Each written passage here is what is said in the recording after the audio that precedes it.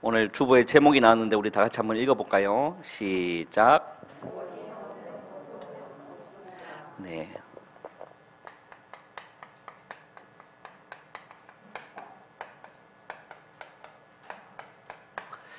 원인 없는 고통은 없습니다.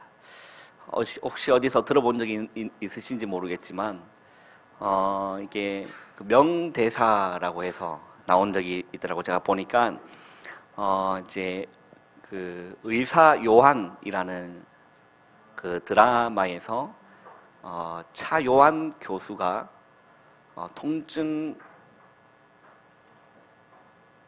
통증센터, 통증 클리닉 거기에서 담당으로 있었는데 그 밑에 이제 후배들입니까? 또 의사 선생님들을 모아두고 그렇게 했던 게 이제 명대사로 이렇게 떠오른 걸 제가 본 적이 있습니다. 그 뭐라고 얘기했냐면 원인 없는 고통은 없습니다.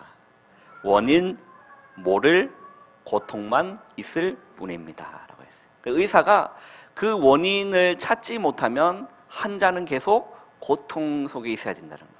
그래서 그냥 우리가 의사들이 원인을 찾지 못했을 뿐이지 원인이 없는 고통은 없다라는 거예요. 원인이 있기 때문에 고통이 있다.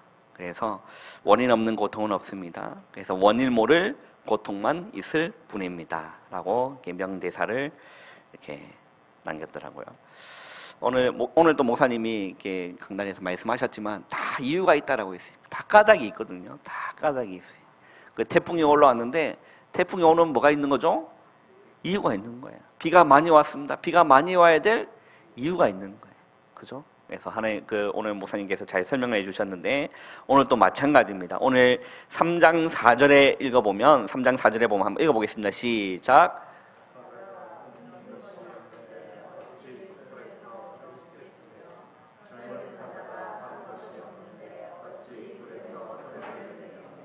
그 5절에 보면 덫을 땅에 놓지 않았는데 새가 어찌 거기 치겠으며 잡힌 것이 없는데 덫이 어찌 땅에서 튀겠느냐라고 했어요.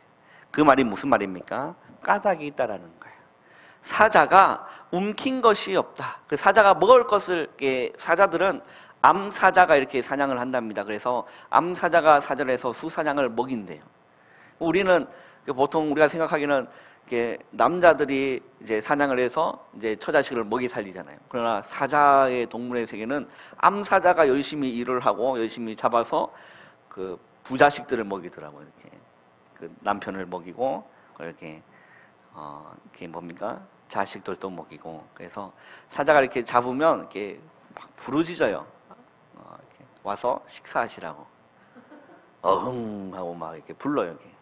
그래서 남편을 부르고 자식들을 불러서 함께 뜯어먹는 참 보기 좋은 가정인 것 같습니다. 그래서 사자가 움킨 것이 없는데 어찌 수풀에서 부르짖으며 젊은 사자가 잡은 것이 없는데 어찌 굴에서 소리를 내겠느냐. 잡은 게 있기 때문에 이제 부르짖고 소리를 내는 거죠. 그리고 덫을 땅에 놓았는데 땅에 덫을 놓지 않았는데 어떻게 새가 거기 걸리겠냐는 거예요. 그리고 땅에 있는 덫도 어떻게 이제 잡힌 것이 없는데 덫이 어떻게 지 스스로 이렇게 탁 튀어오르겠냐는 겁니다. 뭔가가 밟으면 이제 덫이 이렇게 올라와서 잡는다는 거죠. 뭐든지 원인이 있고 까닭이 있다는 겁니다. 그래서 원인 없는 고통은 없다라는 겁니다. 자, 그러면서 오늘 우리가 여러분 잘 알아야 될 말씀이 뭐냐면 오늘 이제 아모스 요엘서를 마무리하고 이제 아모스를 넘어가는데 1장부터 2장을 넘긴 이유는 중요한 부분보다는 아모스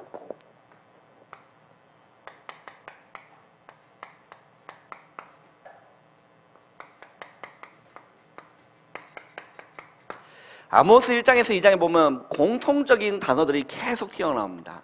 그게 뭐냐면 나라들을 하나님께서 나라들을 지명하면서 뭐라고 말씀하시냐면 우리 한번 읽어볼까요? 아모스 1장을 한번 보세요. 자, 아모스 1장 3절에 보면 한번 읽어볼까요? 시작.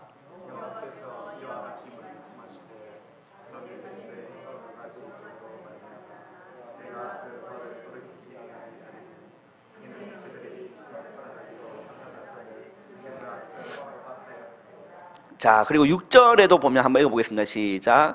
여호와께서 이와 같이 말씀하시되 가사의 서너 가지 죄로 말미암아. 예, 거기까지. 그리고 9절도 한번 읽어보세요. 시작. 여호와께서 이와 같이 말씀하시되 두로의 서너 가지 죄로 말미암아. 거기까지. 11절 읽어보세요.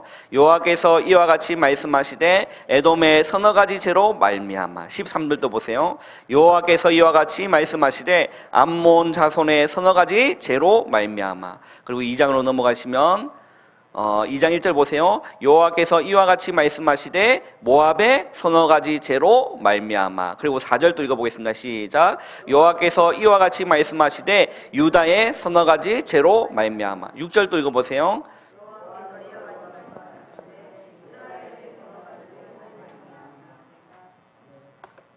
예, 금방 읽은 나라가 몇 나라인 줄 아세요? 그렇죠, 7나라입니다. 그런데 이 시대가 어떤 시대였냐면, 자, 아모스 1장을 보면요, 아모스 1장 1절에 보면, 자, 유다 왕 누구였죠? 우시야의 이제 시대였습니다. 그리고 이스라엘 왕 누구요? 요아스의 아들 여로보암의 시대라고 했어요.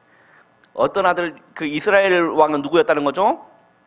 여로보암의 왕이 그 북이스라엘을 통치, 지금 일단은 지금 두 왕국이 나눠져 있는 상태예요. 솔로몬 시대 때 두 왕국이 나눠졌어요. 그래서 남유다가 존재하고 있었고 북이스라엘이 이제 존재하고 있는 그 시점이었습니다. 그래서 북이스라엘을 지금 아모스는 지금 북이스라엘 그 있는 그 이제 시대에서 살고 있었기 때문에, 자, 이스라엘의 이제 여로보암 시대, 지진이 나기 2년 전에, 큰 지진이 나기 2년 전에 하나님 말씀이 누구에게 임했다는 거죠? 아모스에게 임한 겁니다. 그래서 주변 나라에다가 하나님 뭐라 말씀하시냐? 서너 가지 죄로 말미암아라고 했어요. 자, 그러면 지금 이 여로보암은 어떤 왕이었길래 이 시대에 이런 일들이 일어났느냐? 라는 부분을 우리 성경에서 우리 한번 확인하고 넘어가야 될 부분입니다. 우리 구약 성경 열왕기상을 한번 보세요. 열왕기상 12장을 한번 보세요.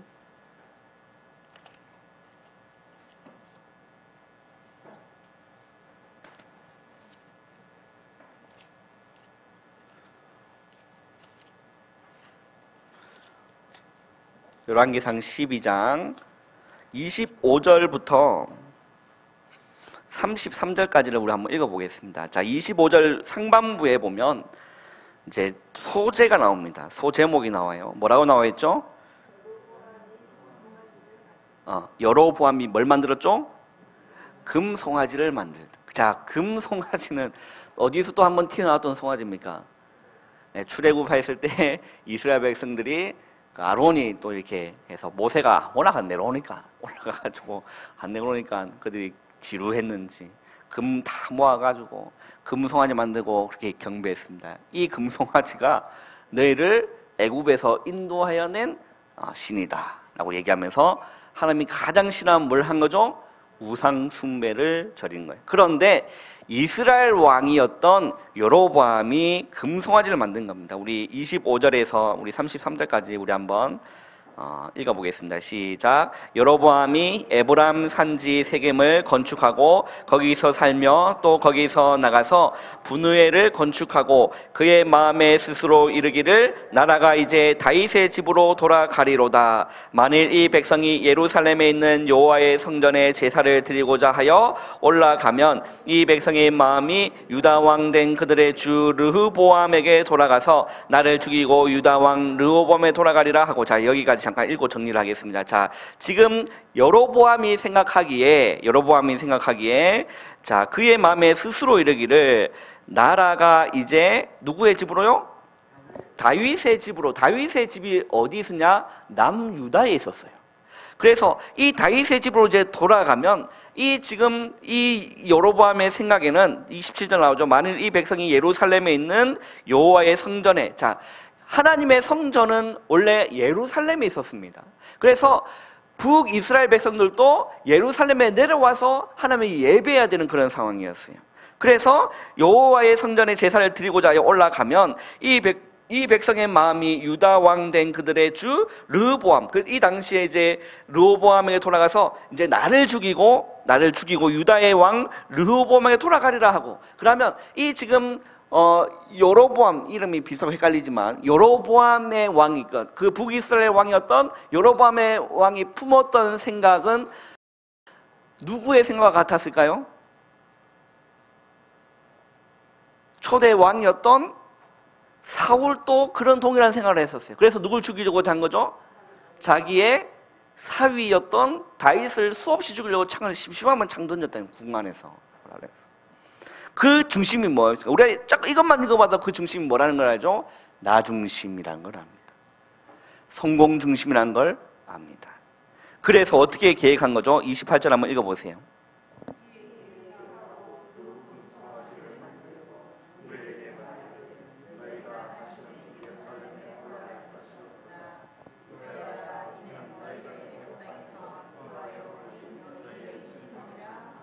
자, 이제는 왕이 뭔가를 이제 정치적 계략을 펴서 뭘 만들었어요. 금송아지 이제 2개를 만들어서 이렇게 얘기합니다. 너희는 이제 다시 예루살렘에 가서 예배할 필요가 없다라는 거예요. 이제 그때부터 거기는 이제 절대 이제 밑으로 내려오지 않고 그 안에서 이제 그렇게 그 헛짓거리를 하고 있는 겁니다.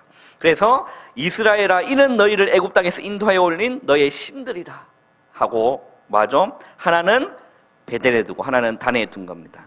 자, 30절 보세요. 이 일이 뭐가 된 거죠? 죄가 되었다. 이는 백성들의 단까지 가서 그 하나에게 경배했다. 그리고 또 보세요. 뭘 또 만들었냐면 31절 보면 그가 또 산당들을 짓고, 산당이 뭡니까? 무당하는 그런 짓거리, 이렇게 신접한 있는 그런 산당들을 짓고, 레위 자손이 아닌 뭘로요? 보통 백성으로 뭘 삼았죠? 제사상을 삼았다. 하나님의 말씀은 뭐 한 거죠? 어긴 겁니다. 그리고 나서 32절에 보면 8째 달 곧 그 달 15째 날로 절기를 자기 마음대로 또 절기를 정합니다. 33절 읽어보겠습니다. 시작.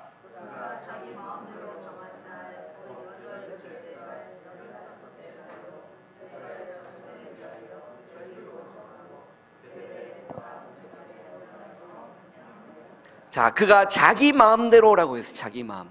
하나님의 말씀을 마음에 품지 않고 자기 마음대로, 자기의 소욕대로, 자기의 생각대로 하는 것이 하나님 앞에 죄라는 거예요. 그럼 우리가 오늘 이 말씀을 보면서요, 우리가 한번 점검해야 돼요. 나는 내 마음대로 하나님의 말씀을 무시하고 하나님의 말씀을 어기고 내 마음대로 하는 것은 없는지 점검을 꼭 해봐야 되는 겁니다. 자, 그러면서 이 여로보암 시대에 이제 이런 일들이 있었던 겁니다. 이런 일들이 있었던 거예요. 그리고 이 여로보암의 말로는 여러분 어떨 것 같습니까? 13장 33절 34절 한번 읽어보겠습니다. 시작. 열왕기상 13장 33절 34절 우리 2절을 한번 읽어보겠습니다. 시작. 여로보암이 이 일 후에도 그의 악한 길에서 떠나 돌이키지 아니하고 다시 일반 백성을 산당의 제사장으로 삼되 누구든지 자원하면 그 사람을 산당의 제사장으로 삼았으므로 이 일이 여로보암 집에 죄가 되어 그 집이 땅 위에 끊어져 멸망하게 되니라. 여로보암 그렇게 멸망당하는 이 시대에, 어떤 시대인 줄 알겠죠? 근데 신기하게 북이스라엘이 이 시대에 가장 부유했던 시대였어요. 북이스라엘이 우상 숭배하고 하나님 말씀을 저버리고 살았던 이 시대가 가장 부유한 시대. 그 시대에 이런 시대적 배경 속에 하나님이 누구를 부르신 겁니까? 아무 보잘것없는 농부였던 아모스를 하나님 부르신 겁니다. 그래서 그에게 그 아모스에게 하나님의 말씀을 주신 거죠. 그래서 여호와의 말씀이 이 아모스에게 임해서 아모스가 전달을 하게 되는 부분입니다. 자, 그렇다면 자, 첫 번째는 이 지금 아모스 1장 2장에 보면 자, 일곱 나라의 이제 그게 나옵니다. 7국가에 대한 심판과 멸망을 하나님이 선포하세요. 자, 그렇다면 왜 하필 7국가를 하나님이 지목하셨을까? 왜 하나님이 7국가를 지목하셨을까? 여러분, 숫자, 성경에서 이스라엘 백성들이 사용하는 숫자 7은 무엇을 의미하는지 여러분 아시죠? 이거는 완전수를 의미를 합니다. 그 계시록도에 보면 예수님이 그렇게 말씀하십니다. 7별을 붙잡고 7금촛대. 7별은 주의 사자들을 얘기하는 겁니다. 금촛대가 어디에 있어요? 금촛대가 어디에 있어요? 어디 있죠? 성막에, 그리고 또 성전에 하나님 제사드린 그 안에 촛대가 있습니다. 7촛. 그 촛대도 보면 촛대가 이렇게 한 촛대 보면 초가 이렇게 7개 이렇게 꼽을 수 있는. 그리고 그 예수님 또한 7별을, 그러니까 별은 누구를 의미한다고요? 주의 종을 의미하고. 그러면 7금촛대는 뭘 의미할까요? 교회를 의미합니다. 그러면 하나님이 이 7이라는 거는 7명 맞느냐? 그게 아니라 완전수라니까요. 하나님의 모든 하나님의 종은 누구의 손 아래 있다는 거죠? 하나님의 손 아래 있다는 거예요. 그래서 7별을 붙잡고 7금촛대 사이를 다니신다고 주님 말씀하셨죠. 그래서 숫자 7은 완전수를 의미한다. 그러면 7국가의 심판과 멸망은 뭘 의미하는 겁니까? 모든 나라, 모든 민족. 그게 그 의미가 있다는 겁니다. 그래서 이 7국가의 심판과 멸망이 왜 일어나게 됐느냐? 자, 로마서 3장 9절에 보면 이렇게 기록되어 있습니다. 이미 모든 사람이 유대인이나 헬라인이나 다 어디 아래 있다고 선언했죠? 죄 아래 있다고 선언했다라는 겁니다. 그래서 10절에 보면 뭐가 없다? 의인은 없나니 하나도 없다라고 했습니다. 그래서 12절에 보면 선을 행하는 자가 없다, 하나도 없다라는 겁니다. 그리고 로마서 3장 23절에는 모든 사람이 뭘 범한 거죠? 모든 사람이 죄를 범하였음에 하나님의 영광에 이르지 못하더니라고 했습니다. 그리고 6장 23절은 이 죄에 대한 결과는 무엇입니까? 사망이라고 했어요. 죄의 삭은 사망이다. 이게 지금 하나님 떠난 인간의 모습입니다. 잘났고 못났고 잘 배웠고 못 배웠고를 떠나서 모든 사람은 죄 가운데 태어났고 그걸 보고 원죄라고 합니다.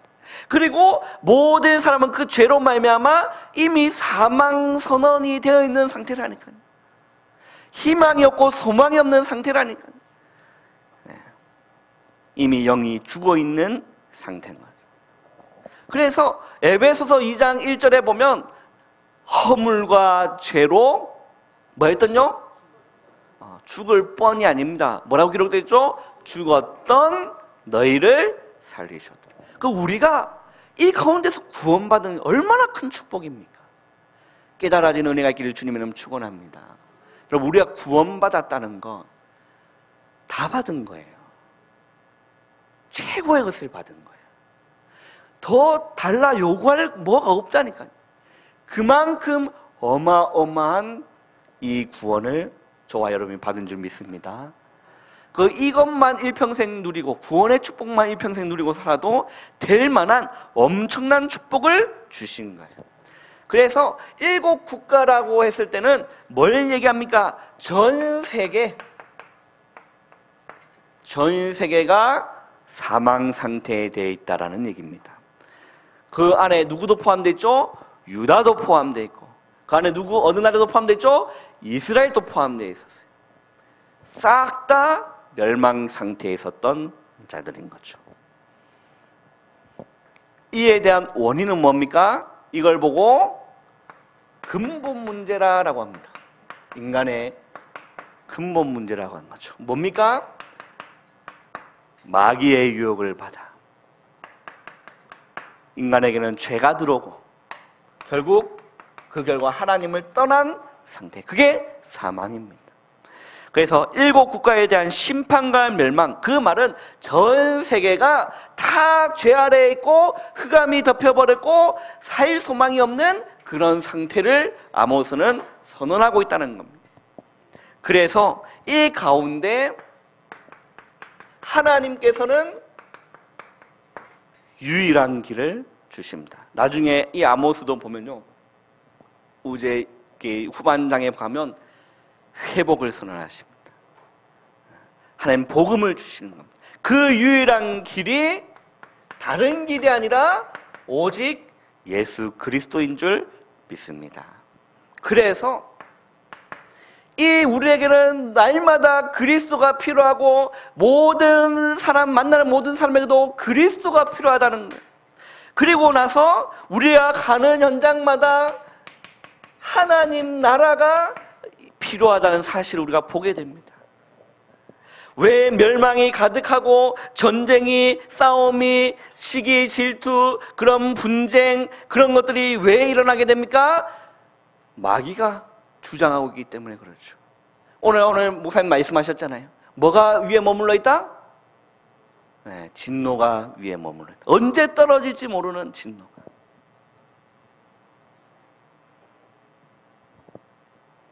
그래서 우리가 가는 곳에는 뭐가 임해야 됩니까? 하나님 나라에 임해야 돼요. 우리가 기도하셔야 되는 겁니다. 하나님, 우리의 가정에 하나님의 나라 임하게 하옵소서. 하나님 나라 임했다는 말은 누가 통치한다는 거죠? 마귀가 통치하고 마귀가 장난치는 것이 아니라 하나님이 친히 통치하시고 다스리시는 하나님의 나라. 우리 가정에 필요하지 않습니까? 이 교회도 필요하지 않습니까? 우리 개개인에도 필요하지 않습니까? 여러분 있는 직장 현장에도 필요하지 않습니까? 기도하셔야 되는 거야. 하나님 나라가 임하게 해달라. 그 예수님도 그 주기도문 보면 예수님이 그렇게 기도해라. 다른 거 기도하지 말라. 나라가 임하게 기도해달라. 하나님의 나라가 이 땅 가운데 임하게 기도하라고 주님이 기도를 가르쳐 주시지 않습니까?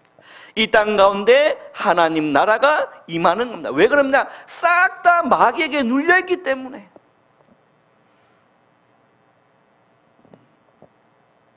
그 우리 성경학교 때 목사님이 영상 하나 보내주셨는데요. 영상 하나 보여주셨거든요. 그 미국에 일어나고 있는 지금 현존하는 그런 일들. 우리가 뭘 봤죠? 우리나라에서 뭘 봤죠 그때? 대건아 회장님 뭐 봤습니까? 예. 한 아주머니 나와서 막 토로를 했잖아요. 그죠? 기억나죠? 그죠? 회장님 뭐였습니까 그게? 내용이?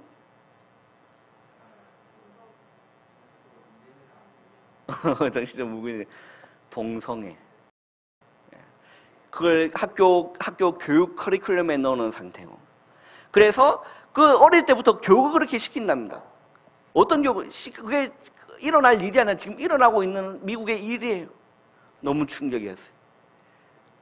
어린아이한테 뭘 교육시키냐? 네가 오늘은 여자지만 내일은 남자가 될 수 있다라고 해요.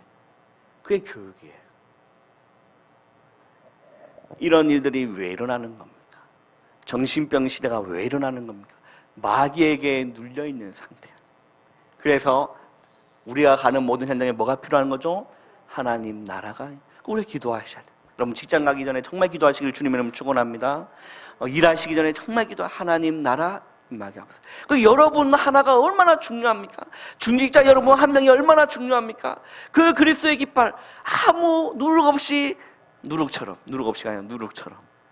소리 없이 조용하게 현장을 장악해 나가는 여러분 되시기를 주님의 이름으로 축원합니다. 그래서 기도해. 하나님, 내가 가는 현장에 하나님의 나라가 임하게 하옵소서.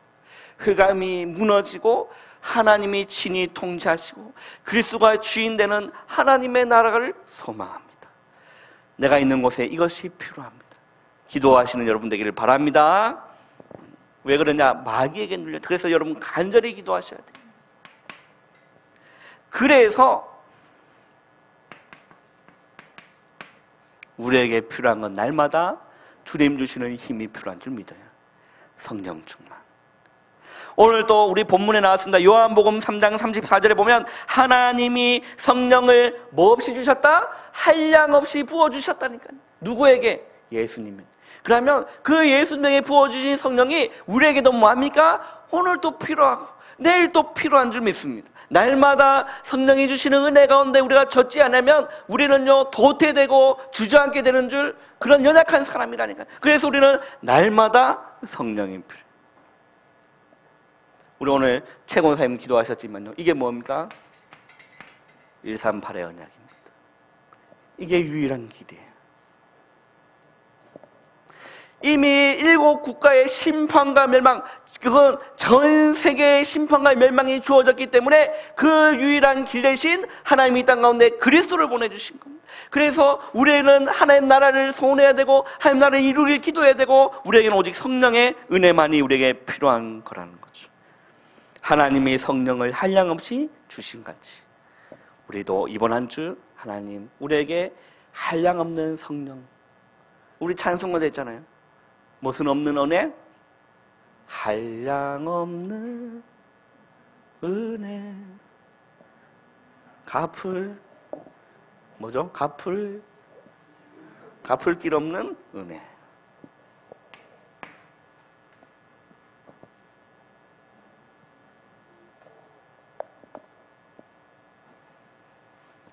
그래서 하나님은 저와 여러분을 뭘로 부르셨냐? 너무 부족하지만 우리를 전도자로 부르신 줄 믿습니다.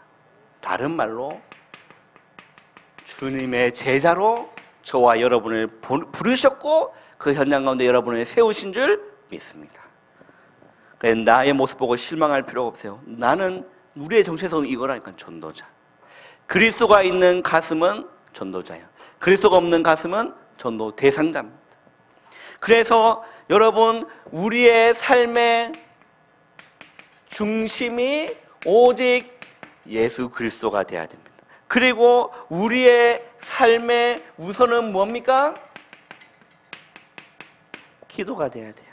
그리고 우리의 삶의 전부가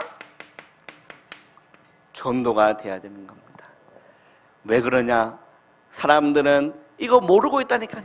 자기가 왜 고통당하고 있는지도 모르고 고통당하고 있습니다. 그래서 원인 모르는 고통 속에 있기 때문에 하나님이 우리를 먼저 부르시고 우리를 하나님 놀라운 은혜로 우리에게 주셔서 우리를 전도자로 부르실 줄 믿습니다. 옆에 있는 직장 동료가 전도 대상자이라니까요. 그에게 원인 모르는, 그리스도가 없는 가슴은 다 지옥이고 그리스도가 없는 가슴은 다 메말라 있다니까. 겉모습 보고 속지 않기를 주님의 이름으로 축원합니다. 다 복음 필요한 사람이에요.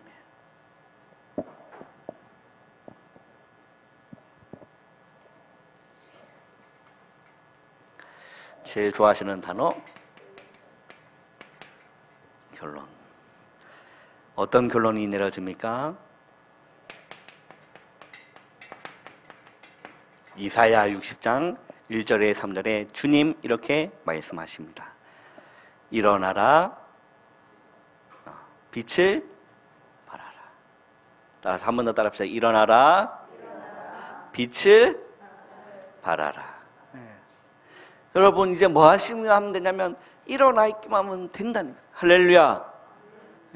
그래, 내 마음으로 굳은 결단을 하시고 결심하고 굳은 마음을 먹고 일어나시기만 하면 되는 겁니다.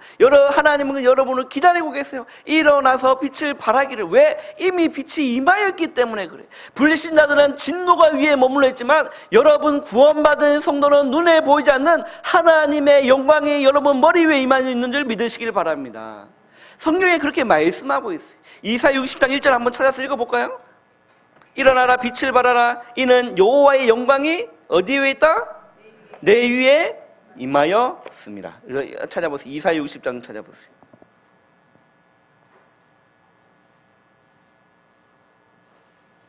우리 1절에서 3절 읽어보겠습니다. 이사야 60장 구약성경 1040페이지에 있습니다. 이사야 60장 1절에서 3절 읽어보겠습니다. 시작.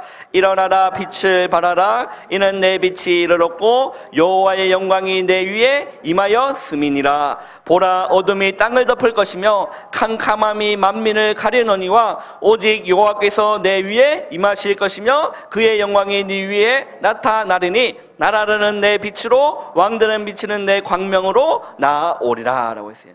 보라 어둠이 땅을 덮을 것이고 캄캄함이 만민을 가릴 것이지만 여호와의 영광이 누구예요?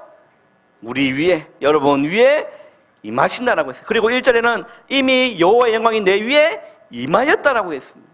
그래서 여러분 그 놀라운 축복을 날마다 누리시기를 주님의 이름으로 축원합니다. 그래서 일어나시기만 하면 되는 겁니다. 여러분이 일어나지 않으면 현장은 계속 죽어가는 거예요. 여러분이 일어나지 않으면 불신자들은 고통 가운데 계속 고통당한다니까. 원인도 모르고, 우리의 집에 왜 이런 재앙이 계속 오냐 그것도 모르고, 나는 왜 영적으로 이렇게 시달리나 그 원인도 모르고, 절간 간다고 해결됩니까? 무속 굿한다고 해결됩니까? 더 큰 귀신 7이 더 들어오는데요. 그 여러분이 하나님 여러분 뭘로 부르셨다고요? 전도자로 부르신 거예요.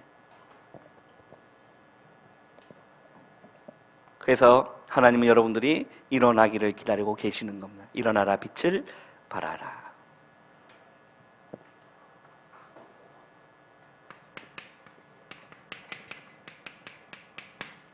빛을 발하라. 이 빛이 무엇입니까? 그리스도의 빛. 오늘 목사님도 말씀하셨지만 그는 누구인가? 따라서 그는 누구인가? 그걸 따라하는 게 아니라 그는 누구인가 물어보는 여러분 대답을 하셔야죠. 뭐라고 하셨죠? 모르시면 보세요. 밑에 주보 보시고. 그는 누구십니까? 말씀. 그리고 하나님. 그리고 또 계속 얘기해 보세요. 생명. 말씀이시고 하나님이시며 세상의 빛 되시고 진리고 길이고 생명 되시는 그분이 그리스도입니다. 그 빛입니다. 내 눈에서 나오는 그 날카로운 레이저 같은 빛이 아니라 그 빛을 바라면 사람 죽입니다. 그죠? 째려보고 그런 빛이 아니라니까. 어떤 빛? 그리스도의 빛을 비추는 거예요. 왜? 이미 우리 안에 이 빛이 있기 때문에. 창조의 빛이요, 생명의 빛이요, 그리스도의 빛이요, 재창조의 빛이요, 모든 걸 회복하는 그 빛. 일어나 빛을 발하라. 그리고 무엇입니까? 주님 말씀하셨습니다. 수고하고 무거운 짐진 자들아 다 내게로 오라. 내가 너희를 쉬게 하리라. 이 복음의 소식을 여러분 전해야 될 전도자라는 겁니다. 그리고 아모스 3장 7절의 말씀이었습니다. 그 말이 무엇이냐? 여호와께서는 그의 종 선지자에게 미리 알리지 않고서는 절대 행하심이 없다. 그 말이 무엇입니까? 매주 주시는 강단 말씀의 중요성이에요. 하나님은 반드시 주님의 종에게 뭘 주시게 되죠? 말씀을 주시게 되어 있습니다. 그래서 우리가 그 인도를 받지 못하면 많은 것들을 손해보게 되는 거죠. 그 인도하심에 여러분 순종하시는 은혜가 있기를 주님의 이름으로 축원합니다. 기도하자면 마음은 되고, 뭐 혼미하십니까? 기도하자 하면 기도하면 되고, 전도하자 하면 전도하면 되고, 충성하자 하면 충성하면 되고, 말씀 붙잡으라 하면 붙잡으면 되고, 거기에 내 생각 끼어넣을 필요가 없다? 하나님 반드시 교회의 주인 되시기 때문에, 그죠? 하나님은 7별을 붙잡고 7 금초대 사이시는 만왕의 왕 되신 주님이시기 때문에 반드시 교회에 또 세우신 주의 종에게 말씀 주시게 되어 있습니다. 그러니까 여러분 기도를 깨닫지 않으면 이 말씀의 세미한 말씀에 인도 못 받게 되어 있는 거죠. 그래서 이번 한 주도 여러분 승리하시는 여러분 되실 주님의 이름 축원하십니다.